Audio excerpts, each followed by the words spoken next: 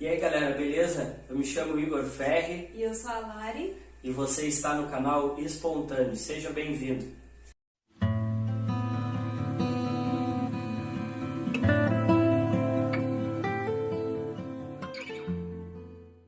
Bom, hoje nós vamos compartilhar com vocês um pouco mais dos nossos estudos pessoais, especificamente hoje falando sobre o livro de Jó.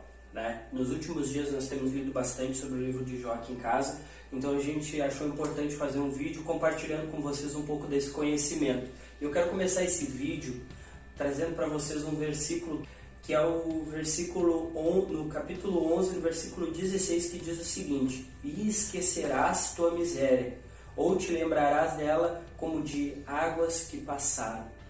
Olha que poderosa essa promessa, né? Ela vale para mim, vale para você. O livro de Jó, junto com o livro de Provérbios e Eclesiastes, eles constituem os livros sapiensais, ou os livros de sabedoria da Bíblia. Realmente, o livro de Jó é uma leitura diferente do que os profetas e os sacerdotes falavam. Porque, olha só, os sacerdotes eles se preocupavam mais nos rituais, na consagração, nos sacrifícios, na lei. Os profetas eles se preocupavam mais em corrigir o povo dos seus pecados, levar o povo ao arrependimento, e já os sábios então se preocupavam com os indivíduos, ou seja, levando de uma forma individual ao conhecimento de Deus. O livro de Jó, para muitos, é considerado como o livro mais importante do Antigo Testamento. Até aí ok, né? E vai ser sobre isso que nós vamos falar hoje. Nós vamos falar sobre o que nós temos aprendido, né? Por isso, então, nós dividimos em 5 pontos desse livro maravilhoso que são realmente relevantes, certo? Então, o primeiro ponto que a gente observou é o sofrimento. Esse livro, ele nos ensina que o sofrimento também pode nos levar a uma maturidade na fé. Pode fazer com que a gente desenvolva mais a nossa fé mesmo no momento de dor, no momento de sofrimento ou no momento de perdas muito grandes. E também nos leva a ter uma alma mais piedosa, uma alma mais forte. O segundo ponto que nós gostaríamos de destacar sobre o livro de Jó é o papel de Satanás. Se você reparar bem, Satanás não levou uma pessoa a brigar com Jó, para Jó maltratar essa pessoa. O Satanás também não levou uma mulher bonita para Jó trair a esposa. Ou seja, Satanás não usou os meios que normalmente ele usa para corromper o homem. Porque ele sabia, ele conhecia e ele ouviu da própria boca de Deus que Jó se desviava do mal. O que ele fez então? Ele tocou no ego, ele tocou na família, ele tocou nas partes mais sensíveis e talvez que Jó não esperava, tentando gerar em Jó um sentimento de ingratidão. Porque o que agrada a Deus é a fé, mas o que também pode desagradar a Deus é ingratidão. E era isso que Satanás queria fazer com Jó. Ele queria tocar em Jó para que Jó reclamasse. Mas Jó se manteve firme na sua fé, nos dando um exemplo de que não precisa reclamar. Dá para servir Deus até no problema. Terceiro ponto, então, que a gente anotou, e para mim esse é o principal, é a revelação de Deus. Jó teve a revelação de quem realmente Deus é.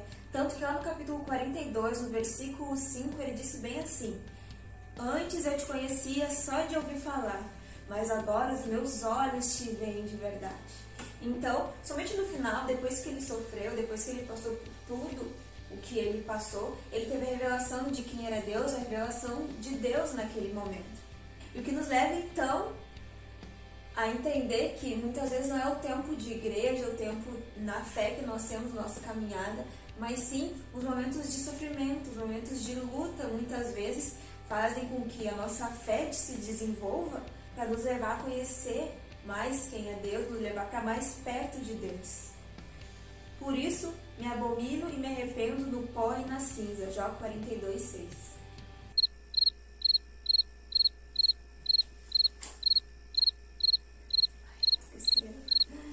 O quarto ponto, então, é a providência de Deus. Podemos servir a Deus mesmo sofrendo, mesmo na luta e na doença e muitas vezes no prejuízo. O grande propósito do livro de Jó é nos trazer esperança no sofrimento, é nos fazer entender que é possível sair algo bom de algo tão ruim. O quinto ponto e o último que nós gostaríamos de abordar nesse vídeo é a autoria do livro de Jó e em qual tempo foi escrito o livro de Jó. Acredita-se que foi Moisés, tá? Mas há uma discussão sobre isso. Tem gente que diz que foi Salomão pela forma que foi escrita, em formas de versos, parece ali um livro de provérbios, então tem gente que acredita também que pode ter sido Salomão. A respeito do tempo, quando tu lê o livro de Jó e tu vai analisando ali a questão do nome da cidade, que era onde ele morava, que era Uz, quando tu vai analisando a forma que era medida a riqueza de Jó, vai dar para ter mais ou menos uma ideia de quando que foi que esses relatos aconteceram. Aproximadamente 1500 a 2000 anos antes de Cristo. Então, se for botar aí no calendário, 2000 anos atrás mais 2000 anos agora, 4000 anos mais ou menos que aconteceu a história de Jó. E aí também, se tu for parar para analisar, quando tu lê ali no início, a riqueza de Jó era medida pela quantidade de animais que ele tinha. Por exemplo, centenas de camelos, dezenas de cabras, bodes, etc, etc. Também ele mesmo, quando tu vai ler ali nos textos do livro de Jó, ele mesmo fazia os sacrifícios. Isso remete ao tempo de Abraão. Isso é antes da lei, ou seja, é antes de Moisés. Obviamente pela data, 4000 anos antes. Então essa é mais ou menos a data que a gente tem pelos estudos sobre os relatos do livro de Jó. Agora, para finalizar, a gente vai para a dica de leitura.